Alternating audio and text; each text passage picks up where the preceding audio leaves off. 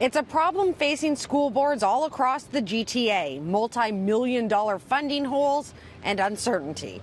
I'm Christina Howard, and while the Toronto District School Board is dealing with a $67 million funding gap, other boards are too. The Deaf and Peel Catholic District School Board, for example, is looking at a $15 million funding hole. The York Catholic Board is dealing with a projected $8 million deficit. And the Toronto District School Board, or the Toronto Catholic District School Board, well, they're bracing themselves for $31.5 million funding hole, and they're trying to figure out the ways to best address this problem. The International Languages Program, we have not heard from the government whether or not that will that they will fund it for next year. At the end of this year, it will cease to exist, basically, if the government doesn't make up its mind in terms of funding it and making sure that we can teach it within the 300-minute day. The program operates in 44 schools, exposing thousands of students to a third language. Mandarin, Italian, Ukrainian are just a few. But as of right now, there is no guaranteed funding for the program, which costs about $9 million a year to operate. It's one of several areas the board is examining as a way to balance its budget, including moving the program to nights and weekends. We hear of boards that are going to be cutting everything from arts to tech courses.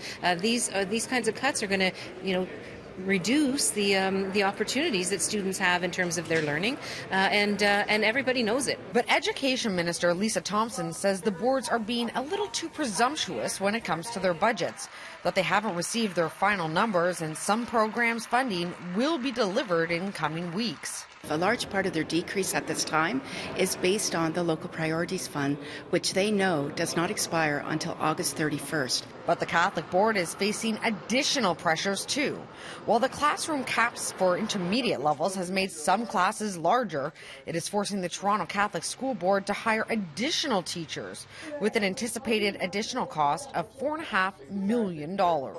When our staff contacted the ministry and said, you want us to add 30 new teachers to the elementary panel to meet the ratios, which is your regulation, where are we supposed to get the money? And they basically said, we're not giving it to you. Please come to us as a ministry. That's my message today. We are looking for input through to May 31st.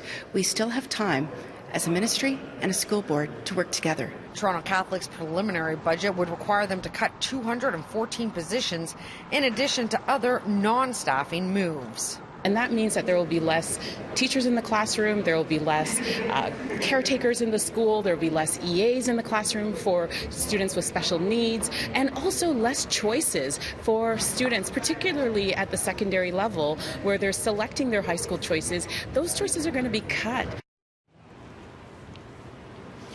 Now, to make ends meet, the Deaf and Peel Catholic District School Board is looking at eliminating some non-teaching positions, although it is still crunching its numbers. The Peel District School Board and the Durham District School Board both say it's still too early to make predictions about potential impacts. They're waiting for their final budget numbers to come in.